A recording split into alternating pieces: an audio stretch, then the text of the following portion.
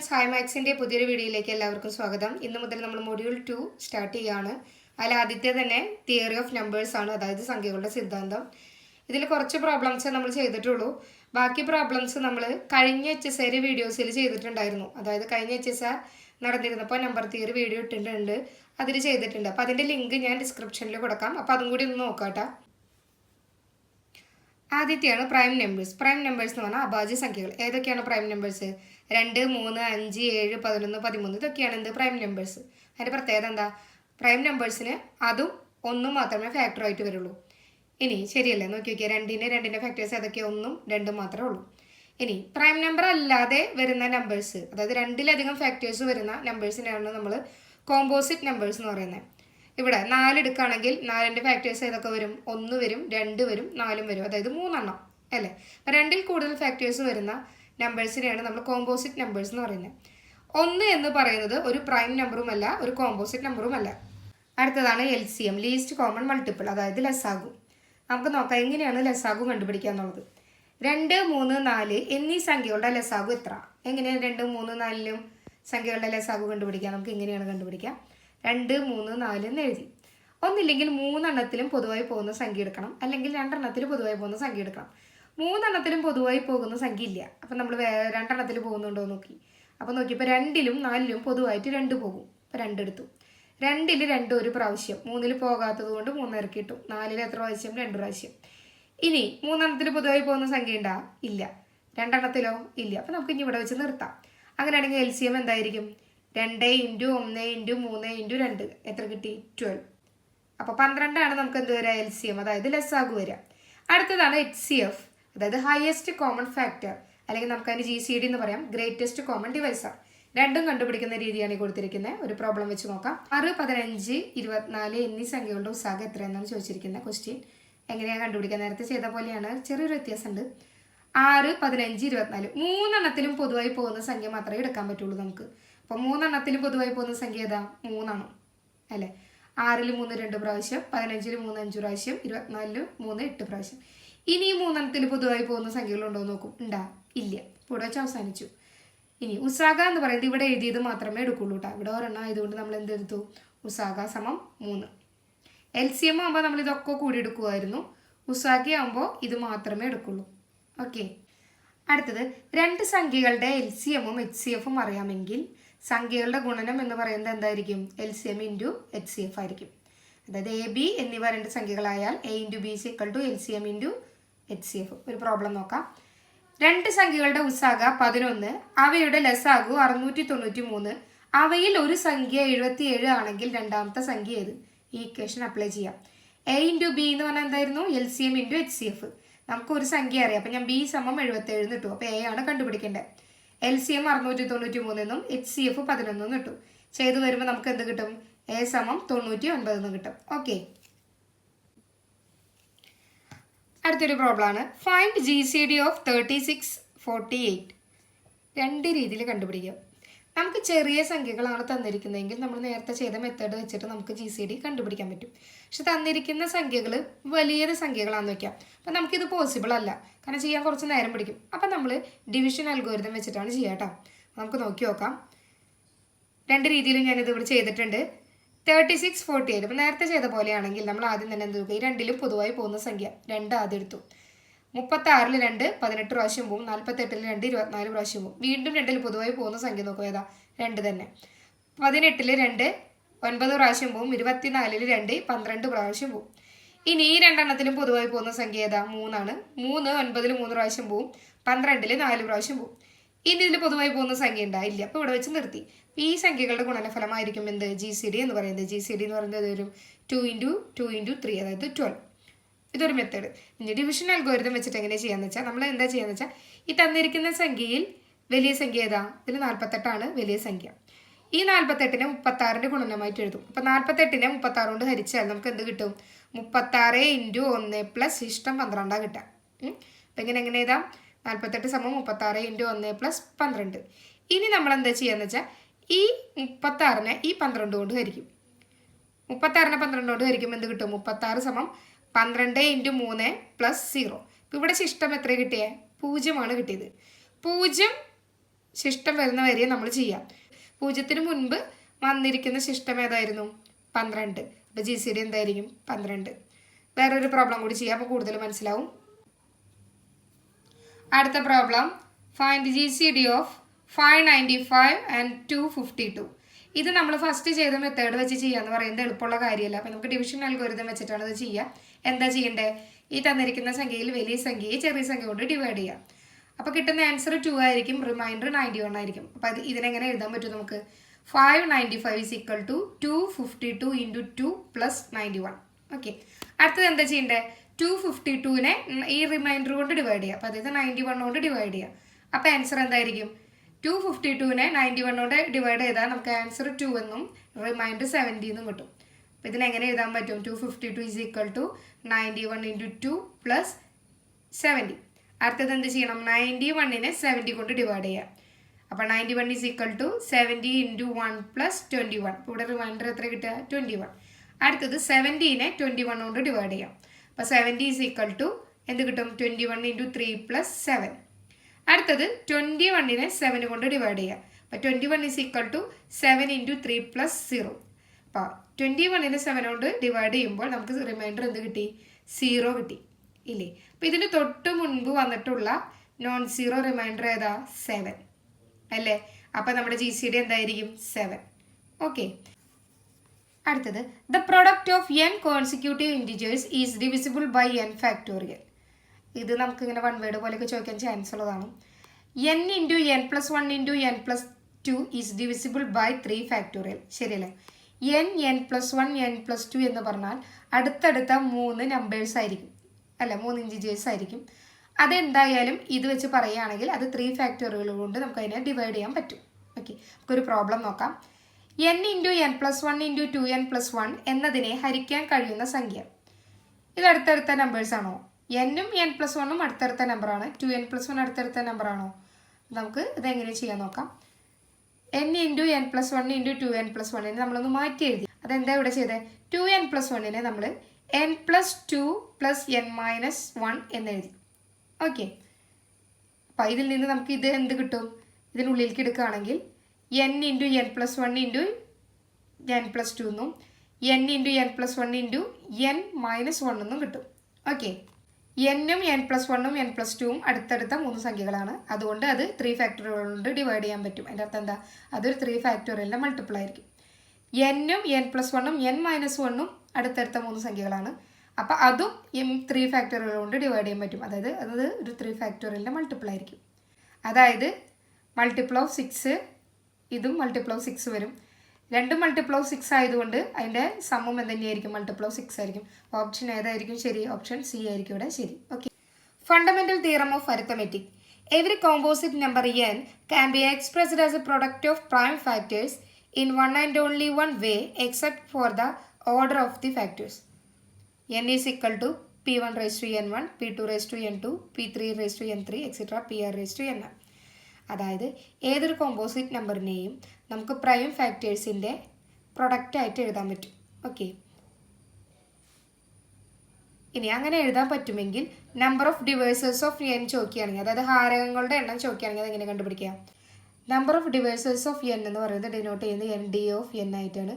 അതെന്ന് പറയുന്നത് n1 plus 1 into n2 plus 1 into etc. into nr plus 1 ആണ്. Problem ചെയ്യുമ്പോൾ കൂടുതൽ മനസ്സിലാവട്ടെ.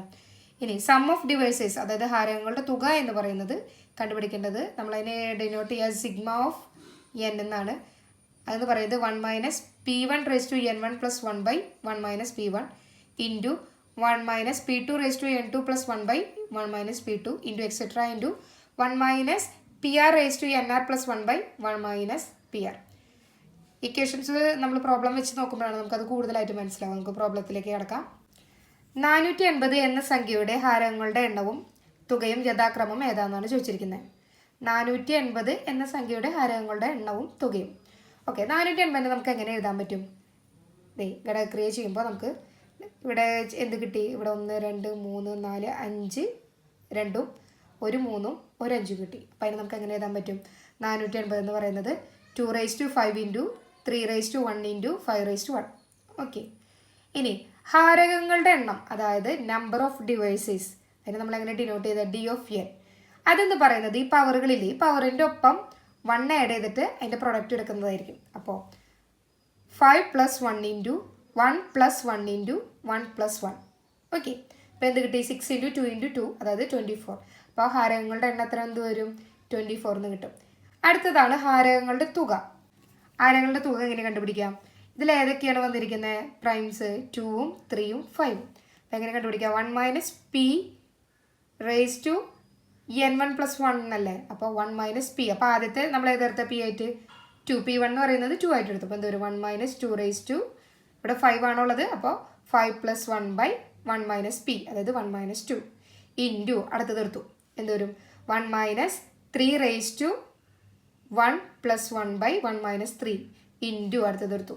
1 - 5 raised to 1 + 1/1 - 5. ഓക്കെ, ചെയ്തു വരുമ്പോൾ നമുക്ക് എന്ത് ആൻസർ കിട്ടും? 1512 ആൻസർ കിട്ടും. അടുത്ത ക്വസ്റ്റ്യൻ, 10 ഹാരകമുള്ള ഏറ്റവും ചെറിയ സംഖ്യ ഏതെന്നാണ് ചോദിച്ചിരിക്കുന്നത്. അപ്പം നമുക്ക് ഏതാണെന്നുള്ളത് ചെക്ക് ചെയ്ത് നോക്കാം. 10 ഹാരകം എന്ന് പറഞ്ഞാൽ നമ്പർ ഓഫ് ഡിവൈസേഴ്സ് 10 എന്നാണ് തന്നിരിക്കുന്നത്. അപ്പോൾ ഡി ഓഫ് എൻ എന്തായിരിക്കും? 10. നമ്പർ ഓഫ് ഡിവൈസേഴ്സ് നമ്മളെങ്ങനെ കണ്ടുപിടിക്കാം? ആ തന്നിരിക്കുന്ന ആ പ്രൈം നമ്പറിൻ്റെ പവറിനോട് 1 ആഡ് ചെയ്തിട്ട് മൾട്ടിപ്ലൈ ചെയ്തിട്ടാണ് നമുക്ക് എന്ത് കിട്ടാറ്? നമ്പർ ഓഫ് ഡിവൈസേഴ്സ് കിട്ടാറ്. ഓക്കെ, അപ്പോൾ നമുക്ക് 10 മാറ്റി എഴുതാം. 10 മാറ്റി എഴുതുമ്പോൾ നമുക്ക് എന്ത് കിട്ടും? 2 × 5 അല്ലേ? 10 കാറ്റഗറൈസ് ചെയ്യുമ്പോൾ നമുക്ക് എന്ത് കിട്ടും? 2ഉം 5ഉം ആണ് കിട്ടുക. അപ്പോൾ നമുക്ക് 10 എങ്ങനെ മാറ്റി എഴുതാം? 2 × 5 എന്ന് മാറ്റി എഴുതാം. ഓക്കെ, ഇനി നമ്മൾ എടുക്കുകയാണ്, നമുക്ക് ഏറ്റവും ചെറിയ നമ്പർ അല്ലേ വേണ്ടത്. അപ്പോൾ നമുക്ക് എടുക്കുന്ന സംഖ്യ എന്ന് പറയുന്നത് ഏറ്റവും ചെറിയ പ്രൈം നമ്പേഴ്സിൻ്റെ പവറിൻ്റെ പ്രൊഡക്റ്റ് ആയിരിക്കും. ഓക്കെ, അപ്പോൾ ഏറ്റവും ചെറിയ പ്രൈം നമ്പേഴ്സ് ഏതാ? 2 2ഉം 3ഉം. ഓക്കെ, അപ്പോൾ n = 2 raised to n1 × 3 raised to n2 എന്ന് എടുക്കുകയാണെങ്കിൽ നമുക്കറിയാം നമ്മൾ എങ്ങനെയാണ് ഡി ഓഫ് എൻ കണ്ടുപിടിച്ചിരിക്കുന്നത്? D of n = n1 + 1 × n2 + 1. അപ്പോൾ n1 + 1 എന്ന് പറയുന്നത് 5 ആയിട്ട് എടുക്കാം, അല്ലെങ്കിൽ n1 + 1 എന്ന് പറയുന്നത് 2 ആയിട്ട് എടുക്കാം. പക്ഷേ ഞാനിവിടെ n1 + 1 എന്ന് പറയുന്നത് 5 ആയിട്ടാണ് എടുക്കുന്നത്. കാരണം n1 വരുന്നത് 2ൻ്റെ പവറായിട്ടാണ്. നമുക്ക് ഏറ്റവും ചെറിയ സംഖ്യ കിട്ടണമെങ്കിൽ ഇതിൽ ഏറ്റവും വലിയ പവർ 2-നായിരിക്കണം. 3ക്ക് വലിയ പവർ കൊടുത്തിട്ടുണ്ടെങ്കിൽ എന്താവും? സംഖ്യ വലിയ സംഖ്യ ആയിരിക്കും. അപ്പോൾ ഏറ്റവും ചെറിയ സംഖ്യയല്ലേ നമുക്ക് കിട്ടണ്ടേ? അപ്പോൾ 2ൻ്റെ പവർ ആയിരിക്കണം എന്ത്? വലുതായിട്ട് എടുക്കേണ്ടത്. ഓക്കെ, അതുകൊണ്ട് n1 + 1 എന്ന് പറയുന്നത് ഞാൻ 5 ആയിട്ടും n2 + 1 എന്ന് പറയുന്നത് 2 ആയിട്ട് എടുത്തു. ഇതിൽ നിന്ന് n1 എന്ത് കിട്ടും? 4 എന്നും n2 എന്ന് പറയുന്നത് 1 എന്നും കിട്ടും. ഓക്കെ, അപ്പോൾ നമ്മുടെ സംഖ്യ ഏതായിരിക്കും? n = 2 raised to 4 × 3 raised to 1, അതായത് 48. നമ്മളൊന്ന് ആലോചിച്ച് നോക്കി, ഇത് ഇങ്ങോട്ട് തിരിച്ചിട്ടുണ്ടെങ്കിൽ ഇതിലും വലിയ സംഖ്യയല്ലേ കിട്ടുക? അതായത് 2 raised to 1 × 3 raised to 4 ആണെന്ന് വിചാരിക്കുക. നമുക്ക് എന്താ കിട്ടുക? 48-നേക്കാളും വലിയ സംഖ്യ ആയിരിക്കും കിട്ടുക. അപ്പം നമുക്ക് ഏറ്റവും ചെറിയ സംഖ്യ ചോദിച്ചത് കൊണ്ടാണ് വലിയ പവർ 2-നും ചെറിയ പവർ 3-ക്കും ഇട്ട് കൊടുത്തത് കേട്ടോ. നമ്മൾ നമ്പർ ഓഫ് ഡിവൈസേഴ്സ് ഓഫ് n-ഉം സം ഓഫ് ഡിവൈസേഴ്സ് ഓഫ് n-ഉം കണ്ടുപിടിച്ചു. ഇത് വേറൊരു ഇക്വേഷനാണ്. Product of divisors of n എന്ന് പറയുന്നത് n raised to d of n/2 ആയിരിക്കും. അത് വെച്ചൊരു പ്രോബ്ലം നോക്കാം. 48 എന്ന സംഖ്യയുടെ ഹാരകങ്ങളുടെ ഗുണനഫലം എന്ത്? 48-നെ എങ്ങനെ മാറ്റി എഴുതാം? തൊട്ട് മുന്നേ വെച്ച പ്രോബ്ലം വെച്ചിട്ട് നമുക്ക് വേഗം കിട്ടും. 2 raised to 4 × 3 raised to 1 അല്ലേ? ഡി ഓഫ് n എങ്ങനെ കണ്ടുപിടിക്കുക? 4 + 1 × 1 + 1. അപ്പോൾ എന്ത് കിട്ടി? 10. ഗുണനഫലം എങ്ങനെ കണ്ടുപിടിക്കാന്ന് പറഞ്ഞേ? n raised to d of n/2. n എന്ന് പറയുന്നത് 48 ആണ്, d of n എന്ന് പറയുന്നത് 10 ആണ്. അപ്പോൾ എന്ത് കിട്ടി? ഗുണനഫലം എന്ന് പറയുന്നത് 48 raised to 5 എന്ന് കിട്ടി. ഓക്കെ, അടുത്തതാണ് പെർഫെക്റ്റ് നമ്പർ. നമ്മളതിനെ സമ്പൂർണ്ണ സംഖ്യ അല്ലെങ്കിൽ അനക്ക സംഖ്യ എന്ന് പറയും. ഓക്കെ, അപ്പോൾ ഈ 2 വാക്കുകൾ കേട്ടാൽ മനസ്സിലാക്കുന്നത് ഒരു പെർഫെക്റ്റ് നമ്പർ എന്നാണ് ഉദ്ദേശിച്ചത്. A positive integer that equals the sum of it's proper divisors excluding the number it self. എന്താ ഇവിടെ പറയുന്നത്? എന്താണ് ഒരു പെർഫെക്റ്റ് നമ്പർ എന്ന് പറഞ്ഞാൽ ഒരു എക്സാമ്പിൾ വെച്ച് നോക്കാം. ഈ തന്നിരിക്കുന്നതെല്ലാം പെർഫെക്റ്റ് നമ്പറാണ്. കാരണം നമുക്ക് 6-നെ നമ്മൾ ഘടകക്രിയ ചെയ്യുകയാണെങ്കിൽ ഏതൊക്കെ വരും ഘടകങ്ങൾ? 2, 3, 1 അല്ലേ? ഇത് 3ഉം കൂടി കൂട്ടിയിട്ടുണ്ടെങ്കിൽ, അതായത് ഈ 6-ൻ്റെ ഫാക്ടേഴ്സ് ഏതൊക്കെയാണ്? 1ഉം 2ഉം 3ഉം 6ഉമാണ് 6-ൻ്റെ ഫാക്ടേഴ്സ്. ഇവിടെ എക്സ്ക്ലൂഡിങ് ദ നമ്പർ എന്ന് പറഞ്ഞിട്ടുണ്ട്. അപ്പോൾ 6 ഒഴിവാക്കി ബാക്കി ഏതൊക്കെ വരിക? 1, 2, 3. ഇത് 3ഉം കൂടി ആഡ് ചെയ്തിട്ടുണ്ടെങ്കിൽ എന്ത് തന്നെ കിട്ടുന്നുണ്ട്? 6 തന്നെ. അങ്ങനെ കിട്ടുന്ന സംഖ്യകളെയാണ് നമ്മൾ പെർഫെക്റ്റ് നമ്പർ എന്ന് പറയാം. ഓക്കെ, ഇനി 28 ഒരു പെർഫെക്റ്റ് നമ്പറാണ്. കാരണം നമുക്ക് നോക്കാം. 28-നെ ഘടകക്രിയ ചെയ്തു. 28-ൻ്റെ ഫാക്ടേഴ്സ് ഏതൊക്കെ വരിക? 1 വരും, 7 വരും, 14 വരും, 28 വരും, 2 വരും, 2 × 2 4ഉം വരും ഇല്ലേ? ഇതൊക്കെ കൂടി ആഡ് ചെയ്യണം. 28 എടുക്കാൻ പാടില്ല കേട്ടോ. ഇതൊക്കെ ബാക്കിയൊക്കെ കൂടി ആഡ് ചെയ്യുമ്പോൾ ഏതൊക്കെ വരും? 1 + 2 + 4 + 7 + 14 എല്ലാം കൂടി ആഡ് ചെയ്യുമ്പോൾ നമുക്ക് എന്ത് തന്നെയാണ് കിട്ടുന്നത്? 28 തന്നെയാണ് കിട്ടുന്നത്. അതായത് 28ൻ്റെ ഫാക്ടേഴ്സ് 28 ഒഴികെയുള്ള 28ൻ്റെ ഫാക്ടേഴ്സിൻ്റെ സം എടുക്കുകയാണെങ്കിൽ 28 തന്നെയാണ് കിട്ടുന്നത്. ഇങ്ങനെ കിട്ടുന്ന സംഖ്യകളെയാണ് നമ്മൾ എന്ത് പറയുന്നത്? പെർഫെക്റ്റ് നമ്പർ എന്ന് പറയുന്നത്. അപ്പോൾ ഈ എക്സാമ്പിൾ നോക്കി വെച്ചോളാം. കാരണം എന്താണെന്ന് വെച്ചാൽ നമുക്ക് ഇങ്ങനെ തരാം, തന്നിരിക്കുന്നവയിൽ പെർഫെക്റ്റ് നമ്പർ ഏതെന്ന് ചോദിക്കുമ്പോൾ ചിലപ്പോൾ ഈ നമ്പർ തരണമെങ്കിൽ നമുക്ക് ചെയ്ത് നോക്കേണ്ട കാര്യമൊന്നുമില്ല. നമുക്കറിയാം 496 എന്ന് പറയുന്നത് ഒരു പെർഫെക്റ്റ് നമ്പറാണ്, അല്ലെങ്കിൽ 8128 എന്ന് പറയുന്നത് ഒരു പെർഫെക്റ്റ് നമ്പറാണ്. അപ്പോൾ ഈ 4 എക്സാമ്പിളും നോക്കി വെക്കുക കേട്ടോ. അടുത്തത് ഗ്രേറ്റസ്റ്റ് ഇൻറ്റിജർ ഫംഗ്ഷൻ, അല്ലെങ്കിൽ നമുക്കതിന് സ്റ്റെപ്പ് ഫംഗ്ഷൻ എന്ന് പറയാം. ദ ഗ്രേറ്റസ്റ്റ് ഇൻറ്റിജർ ഫംഗ്ഷൻ ഇതെങ്ങനെയാണ് നമ്മൾ ഡിനോട്ട് ചെയ്യുക? Returns the largest integer less than or equal to x. എന്താ ഗ്രേറ്റസ്റ്റ് ഇൻറ്റിജർ എന്ന് പറഞ്ഞാൽ? ഇപ്പോൾ ഗ്രേറ്റസ്റ്റ് ഇൻറ്റിജർ 5.1 എന്ന് പറഞ്ഞിട്ടുണ്ടെങ്കിൽ 5 ആണ്. അതായത് ഗ്രേറ്റസ്റ്റ് ഇൻറ്റിജർ എന്ന് ഉദ്ദേശിക്കുന്നത് ഈ തന്നിരിക്കുന്ന സംഖ്യയേക്കാൾ ചെറുതോ അതിനോട് തുല്യമോ ആയിട്ടുള്ള ഏറ്റവും വലിയ ഇൻറ്റിജറാണ്. 5.1 എന്ന് പറയുന്നത് ഒരു ഇൻറ്റിജർ അല്ല. അപ്പം അതിനേക്കാൾ ചെറുതായിട്ട് വരുന്ന തൊട്ട് മുൻപ് വരുന്ന ഇൻറ്റിജർ ഏതാ? 5 ആണ്. അപ്പം ഗ്രേറ്റസ്റ്റ് ഇൻറ്റിജർ 5.1 എന്ന് പറഞ്ഞാൽ 5 ആണ് എടുക്കാം. ഇനി 7 ഗ്രേറ്റസ്റ്റ് ഇൻറ്റിജർ 7 എടുക്കുകയാണെങ്കിൽ 7 തന്നെ ഒരു ഇൻറ്റിജർ ആയതുകൊണ്ട് നമുക്ക് എന്ത് പറയാം? ഗ്രേറ്റസ്റ്റ് ഇൻറ്റിജർ 7 എന്ന് പറയുന്നത് 7 തന്നെയാണ്. ഇനി 4.9 നമ്മൾ എന്താ ഇതിൻ്റെ കണ്ടീഷൻ വരുന്നത്? തന്നിരിക്കുന്ന സംഖ്യയേക്കാൾ ചെറുതോ അല്ലെങ്കിൽ ആ സംഖ്യയോ ആയിട്ട് വരുന്ന ഏറ്റവും വലിയ ഇൻറ്റിജർ. 4.9 ഒരു ഇൻറ്റിജർ അല്ല, അപ്പം അതിനേക്കാൾ ചെറുതാണ് നോക്കണ്ടേ. 4.9നേക്കാൾ ചെറിയ ഏറ്റവും വലിയ ഇൻറ്റിജർ ഏതാ വരിക? 4 ആണ് വരിക. അപ്പോൾ ഗ്രേറ്റസ്റ്റ് ഇൻറ്റിജർ 4.9 എന്ത് വരും? 4. ഓക്കെ. അടുത്തത് the highest power of A prime number which divides n factorial. Greatest integer ആണ് ഈ കൊടുത്തിരിക്കുന്നത് n/p + n/p² + n/pq + etcetera + n/p⁻n−1. Problem നോക്കുമ്പോൾ നമുക്ക് കൂടുതൽ മനസ്സിലാവും.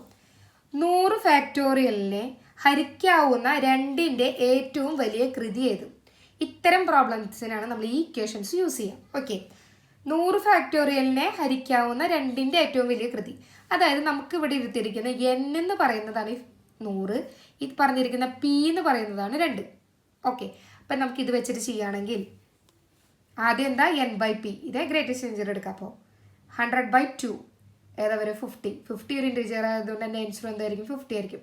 അടുത്തത് 2² എടുക്കുമ്പോൾ 100/4 ആണ് വരിക. അപ്പോൾ 25 അതൊരു ഇൻറ്റിജർ ആയതുകൊണ്ട് ആൻസറും 25 വരും.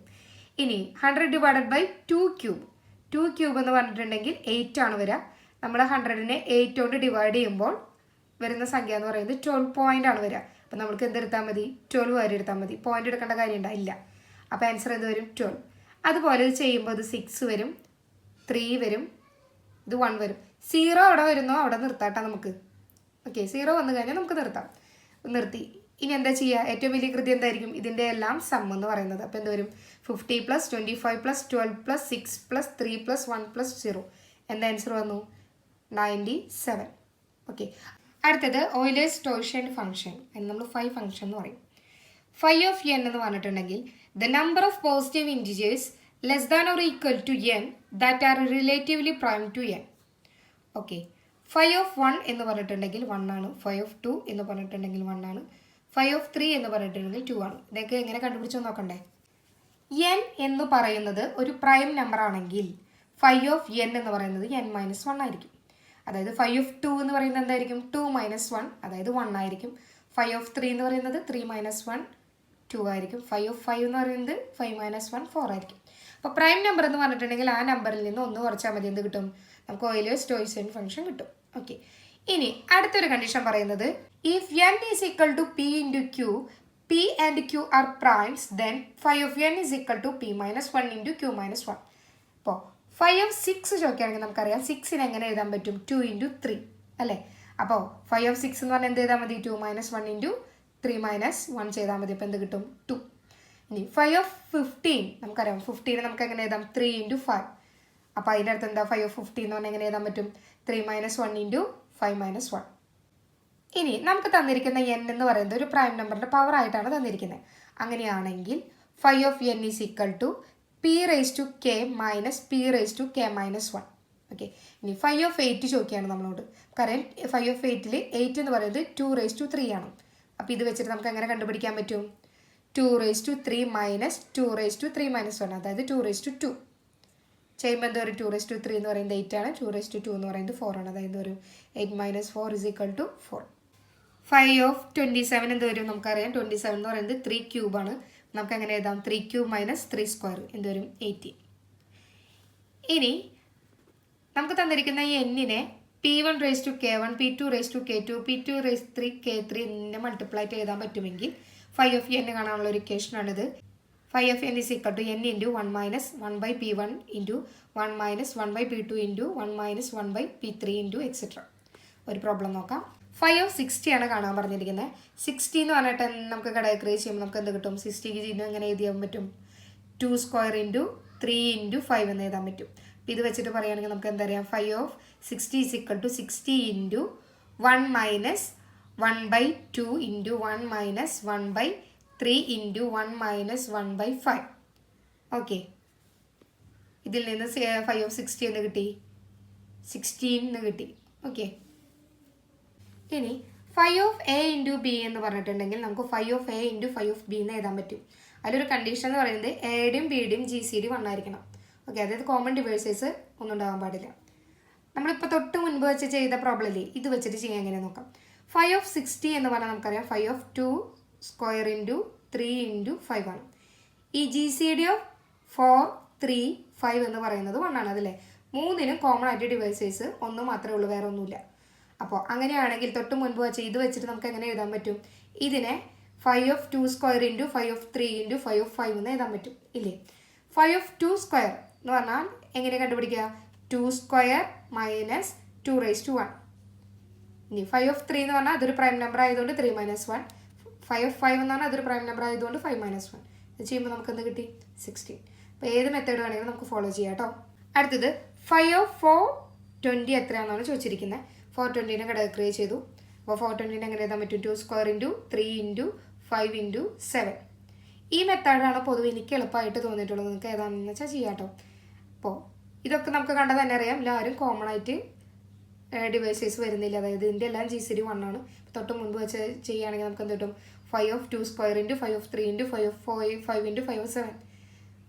ഇതിൻ്റെയൊക്കെ വാല്യൂ എത്രയാണ്? phi of 7 ആണെങ്കിൽ അത് 6 ആണ്, 5 ആണെങ്കിൽ 4 ആണ്, 3 ആണെങ്കിൽ 2 ആണ്. 2² ആണെങ്കിൽ നമ്മൾ എന്താ ചെയ്യുക? 2² - 2^1, അതായത് 4 - 2 ആണ്. ഒറ്റയടിക്ക് നമുക്ക് എന്ത് കിട്ടി? 96 എന്ന് ആൻസർ കിട്ടി. ഓക്കെ, അടുത്താണ് congruence. A congruent to B mod n ആണെങ്കിൽ അതിൻ്റെ അർത്ഥം എന്താ? A - B is divisible by n എന്നാണ്. അതറിയാം, നമുക്കറിയാം 18 congruent to 3 mod 5 ആണ് അല്ലേ. 18ന് 3 മൈനസ് ചെയ്താൽ നമുക്ക് എന്ത് കിട്ടും? 15. അതായത് 15 എന്ന് പറയുന്നത് 5ൻ്റെ ഒരു മൾട്ടിപ്പിൾ ആണ്. ഓക്കെ, അതാണ് ഇവിടെ അർത്ഥം വരുന്നത്. ഓക്കെ, ഇനി അടുത്തത് നമുക്ക് നോക്കാം. A1 congruent to B1 mod n-ഉം A2 congruent to B2 mod n-ഉം ആണെങ്കിൽ A plus or minus A2 congruent to B1 plus or minus B2 mod n ആയിരിക്കും. അതുപോലെ ഇതിൻ്റെ മൾട്ടിപ്പിളും കോൺഗ്രുവൻ്റ് ആയിരിക്കും. അതായത് A1 × A2 congruent to B1 × B2 mod n ആയിരിക്കും കേട്ടോ. Okay, അടുത്തത് if A congruent to B mod n then ഇതിനെ നമ്മളൊരു ഇൻറ്റിജർ C കൊണ്ട് മൾട്ടിപ്ലൈ ചെയ്താലും ഇതിന് മാറ്റമില്ല. അതായത് AC congruent to BC mod n ആയിരിക്കും. അതുപോലെ തന്നെ അതുകൊണ്ട് ഡിവൈഡ് ചെയ്താലും എന്ത് വരും? A/C congruent to B/C mod n ആയിരിക്കും. ഓക്കെ, ഇവിടെ ഫോർ സം ഇൻറ്റിജർ C, ഇവിടെ where C is a common divisors of A and B. Okay, divide ചെയ്യണമെങ്കിൽ എയുടെയും ബിയുടെയും കോമൺ ഡിവൈസർ ആയിരിക്കണം എന്ത്? C എന്ന് പറയുന്നത്. അടുത്തത് if A congruent to B mod n1 and A congruent to B mod n2 ആണെങ്കിൽ A congruent to B mod n1 × n2 ആയിരിക്കും. അടുത്തത് നമുക്ക് ഏറ്റവും ആവശ്യമുള്ളൊരു തിയറാണ് ഫെർമാറ്റ്സ് തിയറം. എന്താ ഫെർമാറ്റ്സ് തിയറം പറയുന്നത്? If P is a prime number and A is an integer not divisible by P then A⁻P - 1 congruent to 1 mod P. അതായത് A⁻P congruent to A mod P. Problem നോക്കാം. Find the solution of the linear congruence 10x congruent to 7 mod 29. X ആണ് കണ്ടുപിടിക്കാൻ പറഞ്ഞിരിക്കുന്നത്. Okay, ഇത് കണ്ടുപിടിക്കേണ്ട രീതി എങ്ങനെയാണെന്ന് വെച്ചാൽ നമുക്കൊരു A കണ്ടുപിടിക്കണം. സച്ച് ദാറ്റ് എങ്ങനെയുള്ള A ആയിരിക്കണം? 10A congruent to 1 mod 29 വരുന്നൊരു A കണ്ടുപിടിക്കണം. ഓക്കെ, അപ്പോൾ നമ്മൾ അത് ചെയ്ത് നോക്കുകയാണ്. എക്ക് പകരം 1 ഇട്ട് കൊടുത്താൽ എന്ത് വരും? 10 × 1 congruent to എന്തായിരിക്കും? 10 mod 29 ആയിരിക്കും അല്ലേ. ഇനി എക്ക് 2 ഇട്ട് കൊടുത്തപ്പോൾ എന്ത് വരും? 10 × 2 എന്ന് പറയുന്നത് എന്താ? 20. 20 എന്തിനോടാണ് കോൺഗ്രുവൻറ്റ്? 20 കോൺഗ്രുവൻറ്റ് ടു 20 മോഡ് 29നോടാണ് കോൺഗ്രുവൻറ്റ്. 3 ഇട്ട് കൊടുക്കുക. അപ്പോൾ 10 × 3 അതായത് 30. 30നെ 29 കൊണ്ട് ഹരിച്ചാൽ വരുന്ന ശിഷ്ടം എന്തായിരിക്കും? 1. അപ്പം ശിഷ്ടമാണ് നമ്മളിവിടെ എഴുതുന്നത് കേട്ടോ. അപ്പോൾ 30നെ 29 കൊണ്ട് ഹരിച്ചാൽ വരുന്ന ശിഷ്ടം 1. അപ്പോൾ നമുക്ക് ഇതെന്ത് കിട്ടി? 30 കോൺഗ്രുവൻറ്റ് ടു 1 മോഡ് 29 കിട്ടി. അതിൻ്റെ അർത്ഥം നമുക്കിവിടെ 1 ആണ് വേണ്ടത്, 1 കിട്ടി. അത് എപ്പോഴാണ് കിട്ടിയത്? 10നെ 3 കൊണ്ട് ഗുണിച്ചപ്പോഴാണ് നമുക്ക് എന്ത് കിട്ടിയത്? 30 കിട്ടിയത്. അപ്പോൾ എ കണ്ടുപിടിച്ചു. എന്താണ്? എ 3 ആണ്. ഇനി എന്താ ചെയ്യുന്നത്? നമ്മുടെ ഒറിജിനൽ ഇക്വേഷൻ്റെ രണ്ട് സൈഡിലും ഈ 3 കൊണ്ട് ഗുണിക്കുക. അപ്പോൾ എന്ത് വരും? 3 × 10x congruent to 3 × 7 mode 29. 3 × 10x എന്ന് പറഞ്ഞാൽ എന്ത് വരും? നമുക്ക് 30. 30x കോൺഗ്രുവൻറ്റ് ടു ഇതെന്ത് വരും? 21 മോഡ് 29 കിട്ടി ഇല്ലേ? കാരണം 30 കോൺഗ്രുവൻറ്റ് ടു 1 മോഡ് 29 ആയതുകൊണ്ട് 30 പോയി. ബാക്കി ഇവിടെ എന്താ ഉള്ളത്? എക്സ് കോൺഗ്രുവൻറ്റ് ടു 21 മോഡ് 29 കിട്ടും. അതായത് എക്സ് ഈസ് ഈക്വൽ ടു എന്ത് കിട്ടും നമുക്ക്? 21. Okay, is A solution. അടുത്തത് 2⁻1000നെ 17 കൊണ്ട് ഹരിക്കുമ്പോൾ ശിഷ്ടം എത്ര എന്നാണ് ചോദിച്ചിരിക്കുന്നത്. രണ്ട് രീതിക്ക് ഇത് ചെയ്യാം. ഒന്ന് നമ്മുടെ ഫെർമാറ്റ്സ് തിയറം വെച്ച് ചെയ്യാം. ഫെർമാറ്റ്സ് തിയറം വെച്ചിട്ട് എങ്ങനെ ചെയ്യാം? 2⁻p−1 congruent to 1 mode p ആണ്. ഇവിടെ നമ്മൾ നോക്കുമ്പോൾ 2ഉം 17ഉം തമ്മിലുള്ള GCD 1 ആണ്. എങ്കിൽ മാത്രമേ നമുക്ക് ഫെർമാറ്റ്സ് തിയറം അപ്ലൈ ചെയ്യാൻ പറ്റുള്ളൂ. ഇത് ഫെർമാറ്റ്സ് തിയറം അപ്ലൈ ചെയ്തിരിക്കുന്നതാണ്. ഫെർമാറ്റ്സ് തിയറം പ്രകാരം നമുക്ക് എന്ത് എഴുതാൻ പറ്റും? 2⁻p−1 ആണ് 2⁻16 കോൺഗ്രുവൻറ്റ് ടു 1 മോഡ് 17 ആണ്. നമ്മൾ ചെയ്യേണ്ട അടുത്ത കാര്യം എന്താണെന്ന് വെച്ചാൽ, ഇത് 16 ആണെങ്കിൽ നമുക്ക് എത്രയാണ് വേണ്ടത്? 1000 അല്ലേ? 1000നെ 16 കൊണ്ട് ഡിവൈഡ് ചെയ്യാം. അപ്പോൾ എന്ത് കിട്ടും? 62 ആൻസറും 8 റിമൈൻഡറും ആയിട്ട് കിട്ടും. അതായത് 1000നെ നമുക്ക് എങ്ങനെ എഴുതാൻ പറ്റും? 16 × 62 + 8 എന്ന് എഴുതാൻ പറ്റും ഇല്ലേ? അപ്പോൾ 2⁻16 കോൺഗ്രുവൻറ്റ് ടു 1 മോഡ് 17 ആണെങ്കിൽ 2⁻16⁻62 കോൺഗ്രുവൻറ്റ് ടു 1⁻62 മോഡ് 17 ആയിരിക്കും. 1⁻62 എന്ന് പറഞ്ഞിട്ടുണ്ടെങ്കിൽ 1 തന്നെയാണ്. ഇത് ചെയ്യുമ്പോൾ നമുക്ക് എന്ത് കിട്ടും? 2⁻992 കിട്ടും. ഓക്കെ, ഇനി ഇൻറ്റു 2⁻8 ഇവിടെ ആഡ് ചെയ്യണം, ഇൻറ്റു 2⁻8 ഇവിടെ ആഡ് ചെയ്യണം. ഓക്കെ, ഇവിടെ ഇൻറ്റു 2⁻8 ആഡ് ചെയ്യുമ്പോൾ ഇത് എന്താവും? 2⁻1000 ആയി. 1 × 2⁻8 എന്ന് പറയുമ്പോൾ എന്ത് വരും? അത് വീണ്ടും എടുത്ത് ചെയ്യുക. 2⁻8 എന്ന് പറഞ്ഞാൽ 256 ആണ്, which is congruent to 1 mod 17.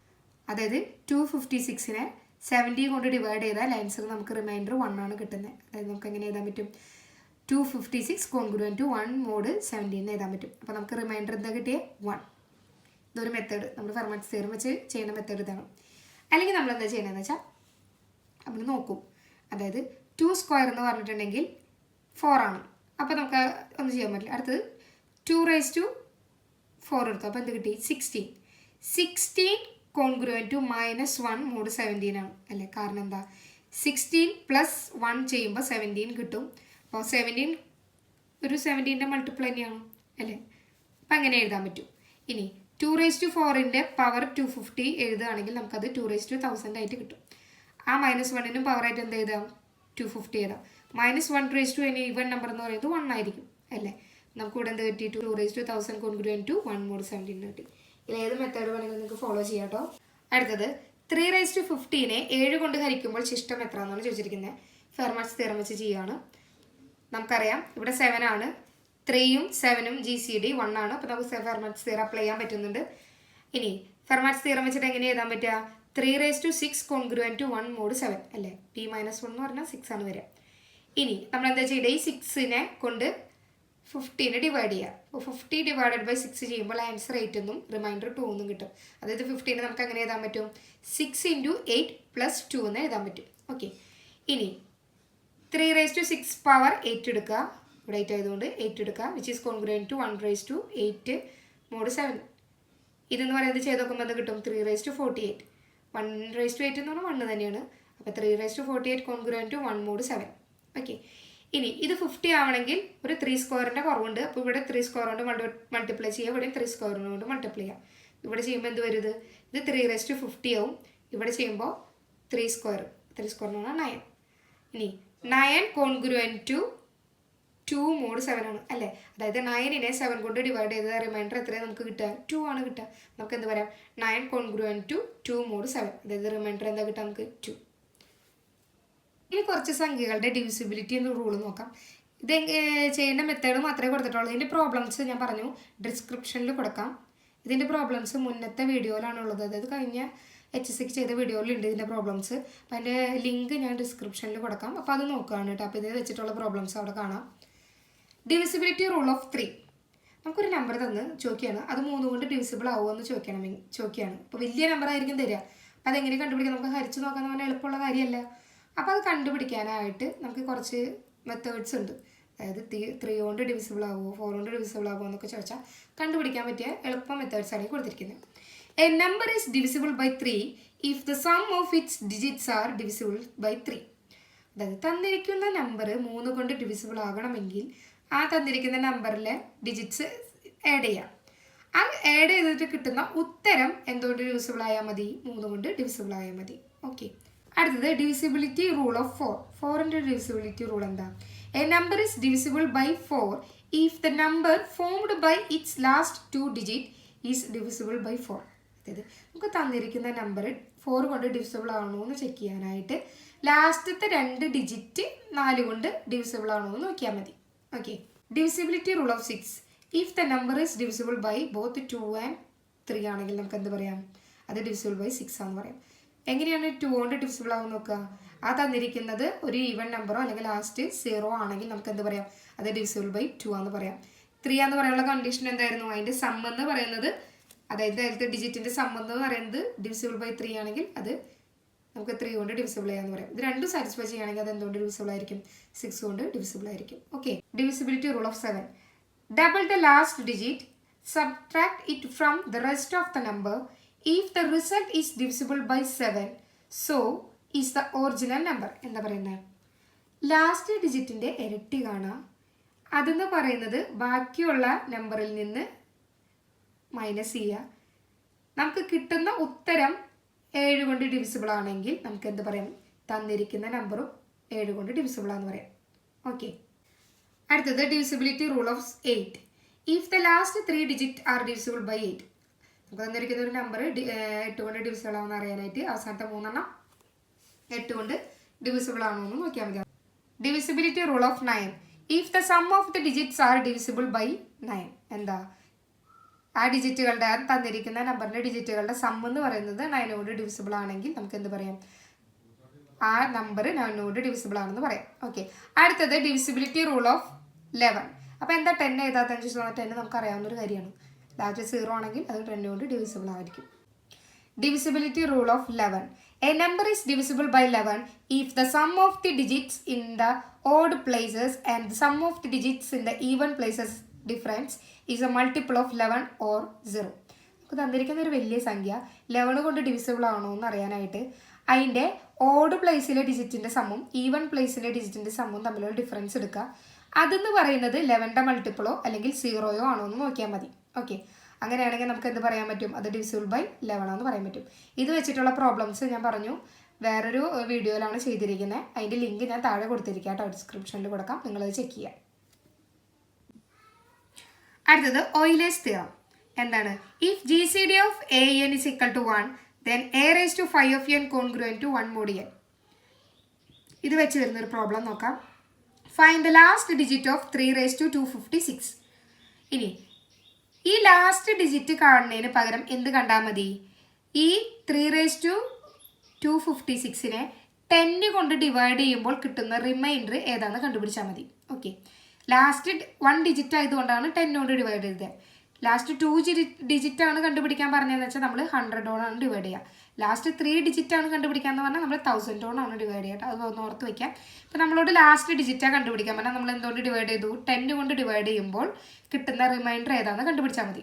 അപ്പം നമ്മൾ ഈ തിയറം അപ്ലൈ ചെയ്യുകയാണെങ്കിൽ നമുക്ക് ആദ്യം എന്ത് ചെക്ക് ചെയ്യണം? 3യും 10ഉം തമ്മിലുള്ള GCD 1 ആണോ എന്ന് ചെക്ക് ചെയ്യണം. ആണോ? അതെ. ഇനി അടുത്തത് എന്താ കണ്ടുപിടിക്കണ്ടേ? ഇതാണ് നമ്മുടെ n എന്ന് പറയുന്നത്, ഇതാണ് നമ്മുടെ A എന്ന് പറയുന്നത്. ഇനി 5 of n ആണ് കണ്ടുപിടിക്കേണ്ടത്. 5 of n എന്ന് പറഞ്ഞിട്ടുണ്ടെങ്കിൽ 5 of 10. 5 of 10നെ നമുക്ക് എങ്ങനെ എഴുതാം? 2 into 5. അതായത് 2ഉം പ്രൈമാണ് 5ഉം പ്രൈമാണ്. അപ്പോൾ അത് വെച്ചിട്ട് 5 of 2 into 5 എന്ന് പറഞ്ഞാൽ 5 of 2 into 5 of 5.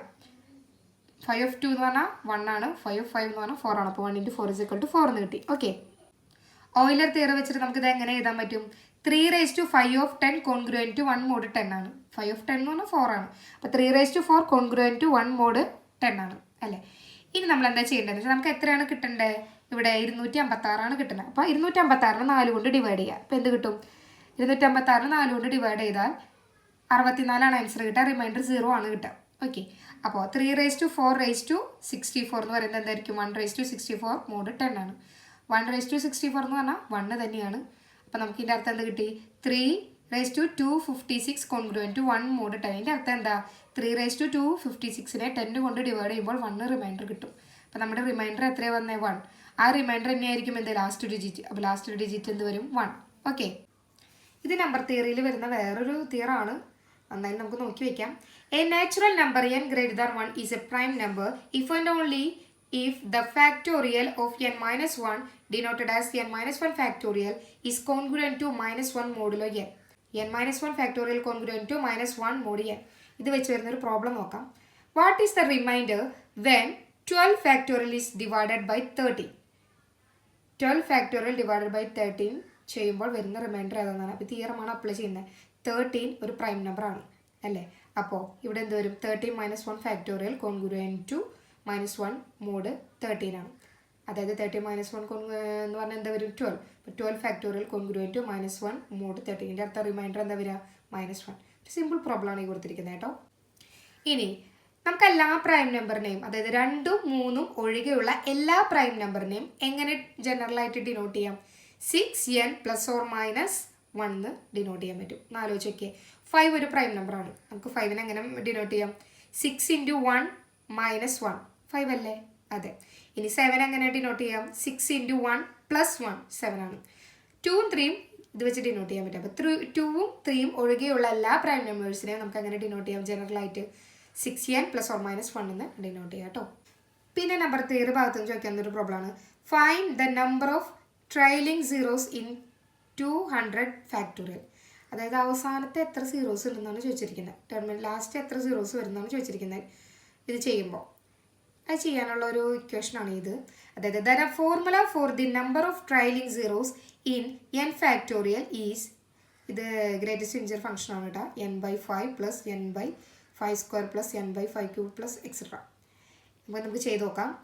ഇവിടെ നമുക്ക് 200ൻ്റെ ഇല്ല കണ്ട. അപ്പോൾ n എന്ന് പറയുന്നത് 200 ആണ്. 200 / 5 + 200 / 5² + 200 / 5³ + അടുത്ത് കണ്ടുപിടിക്കേണ്ട. കാരണം 5³ എന്ന് പറഞ്ഞാൽ 125. അപ്പോൾ 5/4 എന്ന് പറഞ്ഞാൽ 200നേക്കാൾ വലുതാണ്. അപ്പോൾ അതിൻ്റെ ഗ്രേറ്റസ്റ്റ് ഇൻറ്റീജർ ഫംഗ്ഷൻ എന്തായാലും 0 ആയിട്ട് പോകും. അപ്പോൾ അത് കണ്ടുപിടിക്കേണ്ട ഇവിടം വരെ കണ്ടുപിടിച്ചാൽ മതി. ഇത് ചെയ്യുമ്പോൾ എന്ത് കിട്ടും? 200നെ 5 കൊണ്ട് ഡിവൈഡ് ചെയ്യുമ്പോൾ നമുക്ക് എന്താ കിട്ടുക? 40 ആണ് കിട്ടുക. ഇനി 200നെ 25 കൊണ്ട് ഡിവൈഡ് ചെയ്യുമ്പോൾ 8 ആണ് കിട്ടുക. ഇനി 200നെ 5³ അതായത് 125 കൊണ്ട് ഡിവൈഡ് ചെയ്യുമ്പോൾ ഗ്രേറ്റസ്റ്റ് ഇൻറ്റീജർ ഫംഗ്ഷൻ 1 ആണ് കിട്ടുക. അപ്പോൾ ഇതൊക്കെ കൂടി സം ചെയ്യുമ്പോൾ നമുക്ക് എന്ത് കിട്ടും? 49. ഓക്കെ. ഇത്തരം പ്രോബ്ലംസും ചോദിക്കാറുണ്ട്. അപ്പോൾ ഇന്നത്തെ വീഡിയോ നിങ്ങൾക്ക് ഇഷ്ടമായെങ്കിൽ ലൈക്ക് ചെയ്യുക, ഷെയർ ചെയ്യുക, സബ്സ്ക്രൈബ് ചെയ്യുക. അപ്പോൾ അടുത്ത ക്ലാസ്സിൽ നമുക്ക് മെട്രിക്സും ഡിറ്റർമിനൻസും നോക്കാം. അപ്പോൾ താങ്ക് യു.